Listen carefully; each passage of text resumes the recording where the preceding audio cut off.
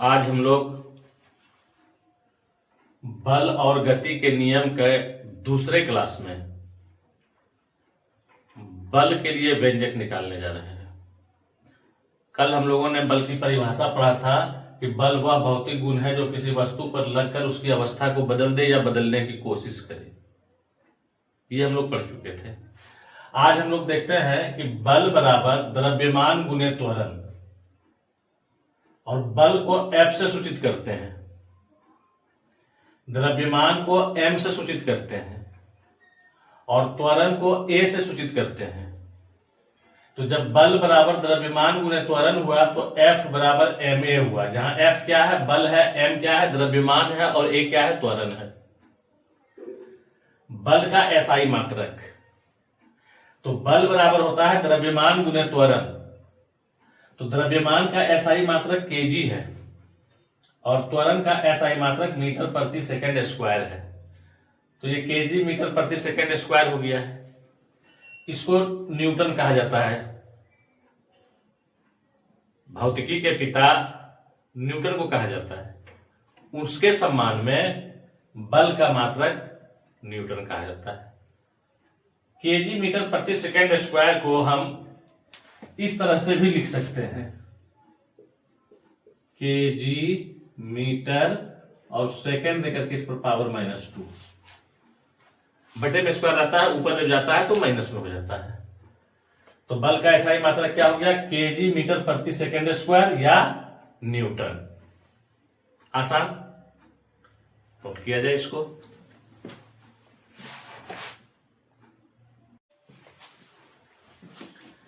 देखिए, जब बल का सूत्र निकाले हैं F बराबर m, तो उस पर एक दो नोमरिकल बना लेते हैं पहले, तब फिर हम आगे बढ़ेंगे। तो एक नोमरिकल हमने लिखा है कि 10 kg के किसी वस्तु पर 5 न्यूटन का बल लगाया गया तो इसमें कितना त्वरण उत्पन्न होगा। तो नोमरिकल बनाने के लिए हम सबसे पहले देखते हैं कि हमको दिया गया क्या है और हमको निकालना क्या है। तो दिया गया है मेरे पास में m बराबर 10 kg, द्रव्यमान 10 kg दिया गया है, बल बराबर दिया गया 5 न्यूटन, और त्वरण A बराबर हमको निकालना है वाट। तो सूत्र मेरे पास में है F बराबर ma। तो F का मान 5 है, M का मान 10 है और A निकालना है। तो यहां से A बराबर हो जाएगा 5/10, इधर गुना में 10, इस पर आएगा भागा में हो जाएगा। काटेंगे इसको 1/2 आएगा और दशमलव में बदलेंगे तो 0.5 मीटर प्रति सेकंड स्क्वायर। बहुत इजी है, बहुत आसान है। दूसरा नोमेरिकल हमने लिखा है कि किसी वस्तु पर 4 न्यूटन का बल लगाने से 2 मीटर प्रति सेकंड स्क्वायर का त्वरण उत्पन्न होता है। तो वस्तु का द्रव्यमान बतावे, 4 न्यूटन का बल लगाने से 2 मीटर प्रति सेकंड स्क्वायर का त्वरण उत्पन्न होता है, तो वस्तु का द्रव्यमान क्या होगा। तो फिर हम नोट करते हैं क्या दिया गया मेरे पास में। तो इस बार 4 न्यूटन बल दिया गया है, F बराबर 4 न्यूटन, और त्वरण दिया गया है A बराबर 2 मीटर प्रति सेकंड स्क्वायर, और मांगा द्रव्यमान है यानी m बराबर भाट। तो फिर वही फॉर्मूला लगाते हैं, F बराबर ma।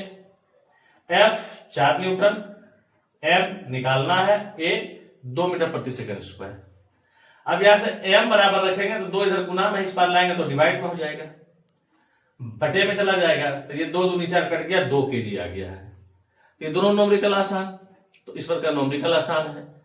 बल का SI मात्रक देख लिए हैं, बल का व्यंजक देख लिए, F बराबर ma। तो इसको नोट कीजिए, फिर आगे बढ़ते हैं।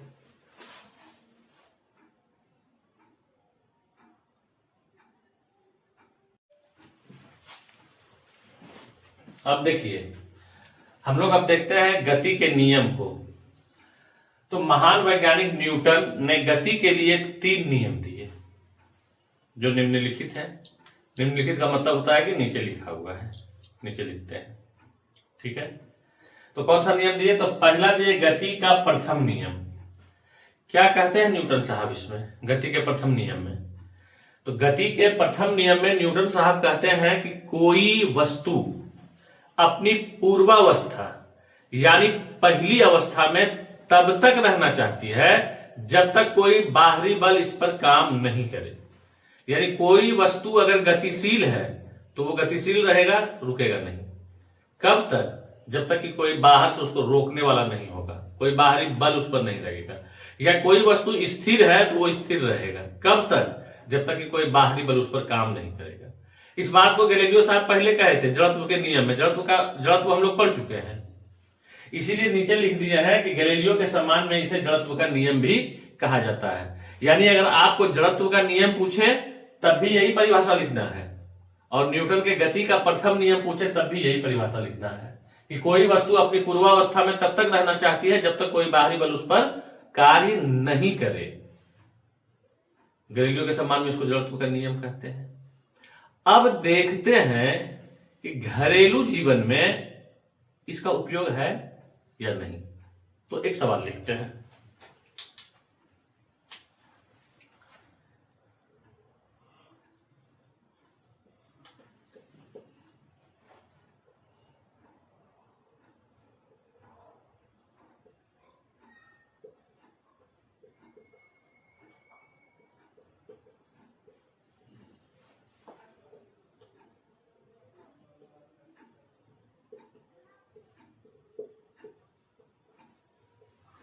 बस के एकाएक चल पड़ने पर उसमें सवार व्यक्ति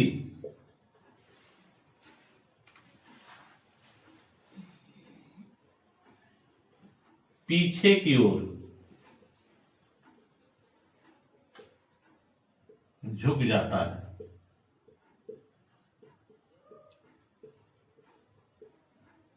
क्यों? तो इस क्यों का जवाब अगर हम एक शब्द में देना चाहें तो दे देंगे कि जड़त्व के कारण। लेकिन अगर इस सवाल का जवाब हमको लिखना रहेगा, अगर क्वेश्चन हमको पूछ देगा 3 नंबर के लिए, क्वेश्चन हमको पूछ देगा 5 नंबर के लिए, तो हमको लिखना पड़ेगा। इसमें एक शब्द देने से काम तो चलेगा नहीं। तब क्या हम इसमें लिखेंगे?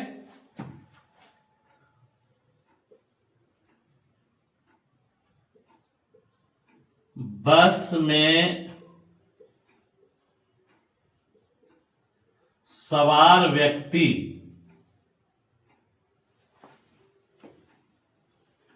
बस के साथ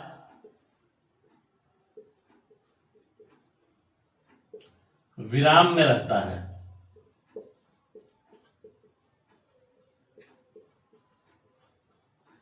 लेकिन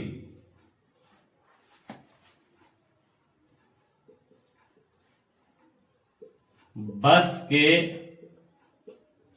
एकाएक चल पड़ने पर सवार का पैर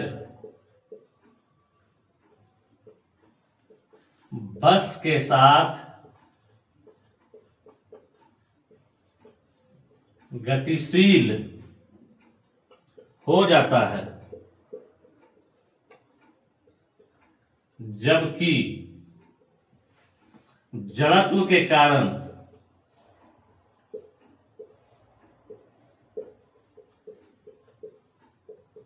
शरीर का ऊपरी भाग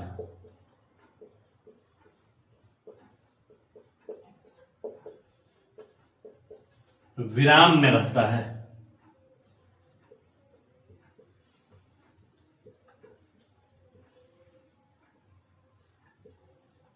यही कारण है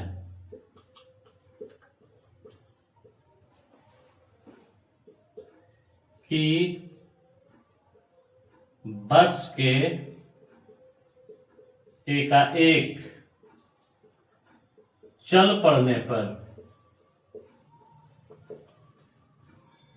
सवार पीछे की ओर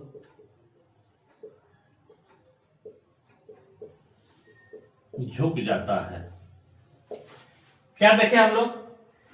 सवाल किया गया है कि बस में हम बैठे हुए हैं और बस एकाएक चल पड़ेगा तो हम पीछे की ओर झुक जाते हैं। क्यों झुक जाते हैं?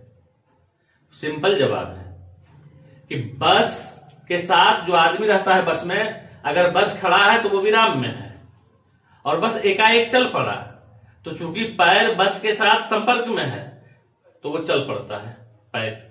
लेकिन जड़त्व के कारण शरीर का ऊपरी भाग जो है ये विराम में है तो ये तो स्थिर रहता है। तो आपका पैर कोई खींच ले तो आप किधर गिरिएगा? पीछे की ओर। इसीलिए जब बस एकाएक चल पड़ता है तो पैर गतिशील हो जाता है बस के साथ, लेकिन जड़त्व के कारण शरीर का ऊपरी भाग विराम में रहता है, और यही कारण है कि सवार पीछे की ओर झुक जाता है। क्लियर? नोट कीजिए इसको।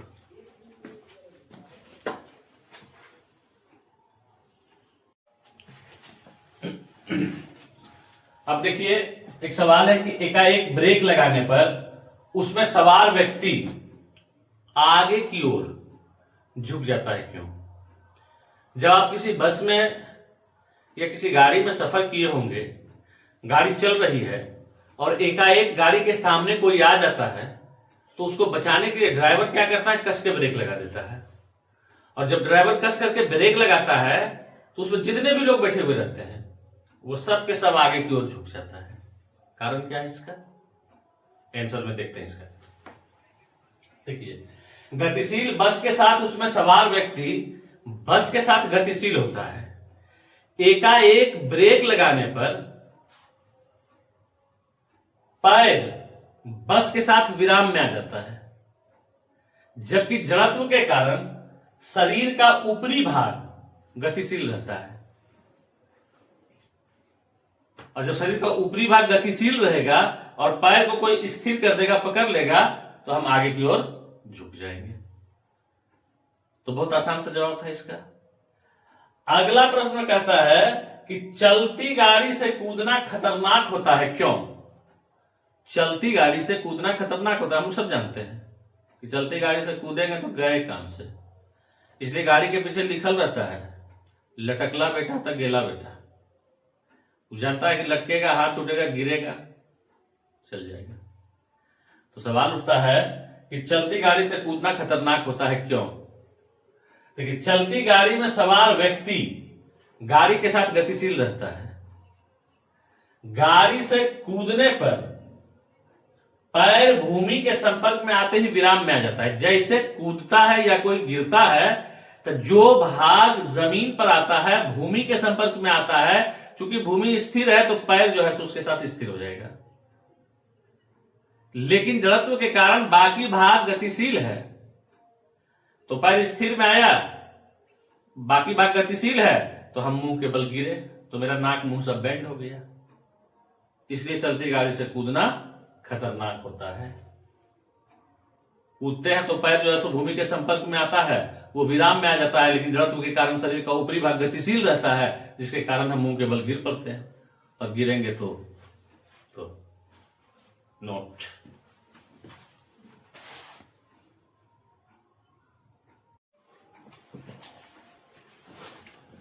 अब हम लोग देखते हैं संवेग। संवेग की परिभाषा क्या है?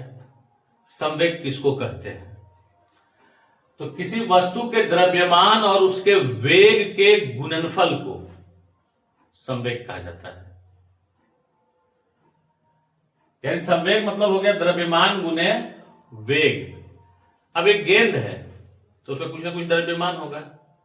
सपोज कीजिए कि गेंद का द्रव्यमान 50 ग्राम है या 100 ग्राम है। उसको जब हम फेंकते हैं तो वह एक वेग के साथ चलता है, तो उसके द्रव्यमान और उसके वेग दोनों गुणनफल होकर के जो क्वांटिटी आती है वही संवेग कहलाता है। और संवेग ही हमको चोट पहुंचाता है। गेंद से अगर हम किसी को मारें और गेंद में गति नहीं है तो चोट नहीं लगेगी, क्योंकि वहां संवेग का मान कम हो गया है। तो जहां संवेग का मान ज्यादा होगा वहां चोट ज्यादा करेगा। इसलिए अगर सवाल पूछे कि 10 किलोमीटर प्रति घंटे की रफ्तार से एक साइकिल किसी को धक्का मार दिया और फिर उसी 10 किलोमीटर प्रति घंटे की रफ्तार से एक ट्रक किसी को धक्का मार दिया, चोट किसमें ज्यादा लगेगा? ट्रक में। क्यों? क्योंकि इसका द्रव्यमान ज्यादा है, और द्रव्यमान ज्यादा है तो संवेग ज्यादा हो गया, और संवेग ज्यादा हो गया तो चोट ज्यादा लगेगा। देखिए यहां पर है, इसको P से सूचित करते हैं। अब है कि m द्रव्यमान की कोई वस्तु v वेग से गतिशील है तो संवेग P बराबर क्या हो जाएगा? mv हो जाएगा। द्रव्यमान गुना वेग हो जाएगा। जहां P क्या है? संवेग है, m क्या है? द्रव्यमान है, और v क्या है? वेग है। तो संवेग एक सदिश राशि है और इसका एसआई मात्रक जो होगा, संवेग बराबर द्रव्यमान गुने वेग, तो द्रव्यमान का एसआई मात्रक केजी है और वेग का एसआई मात्रक मीटर प्रति सेकेंड है। तो संवेग का एसआई मात्रक हो गया केजी मीटर प्रति सेकेंड। आसान। अब इसी में एक सवाल बनता है कि क्रिकेट का खिलाड़ी कैच लेते समय अपने हाथों को पीछे की ओर खींचता है। अब अगर क्रिकेट का खेल देखते होंगे या खेलते होंगे, तो जब बॉल आ रही है और कैच लेना है और हाथ को हम ऊपर ले जाएं या स्थिर रखें तो बॉल आएगी, उस पर चोट करेगा, संवेग है तो चोट करेगा, तो बॉल हमारे हाथ से छूट जाएगा, कैच नहीं होगा, क्योंकि चोट की अवस्था में हम बॉल को पकड़ नहीं पाएंगे। लेकिन आप देखे होंगे कि क्रिकेट के खिलाड़ी जब कैच को लेता है तो अपने हाथ को पीछे की ओर खींचता है। पीछे की ओर खींचने का क्या मतलब हुआ? पीछे की ओर खींचने का मतलब हुआ है कि वो उसके वेग को कम कर रहा है, और जब वेग कम हो जाएगा तो संवेग का मान कम हो जाएगा, और जब संवेग का मान कम होगा तो हाथ पर चोट कम लगेगी, और हाथ पर चोट कम लगेगी तो बॉल सही से हाथ में रह जाएगा, कैच हो जाएगा वो। इसलिए क्रिकेट का खिलाड़ी कैच लेते समय हाथों को पीछे की ओर खींचता है। तो इस क्वेश्चन को हम लोग बोर्ड पर लिखते हैं और फिर इसको नोट करते हैं। तब तक इसको नोट कीजिए।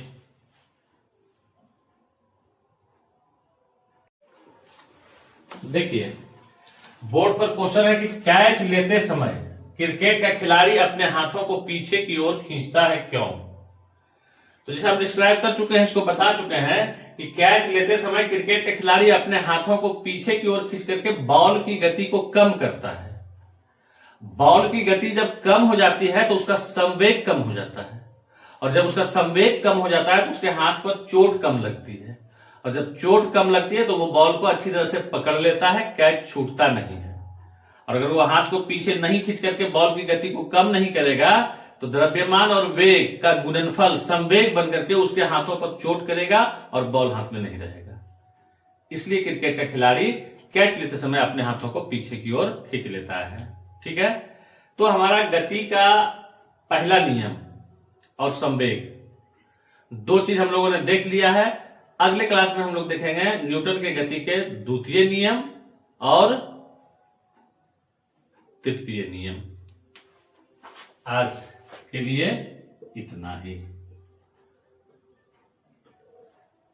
थैंक यू, नमस्कार।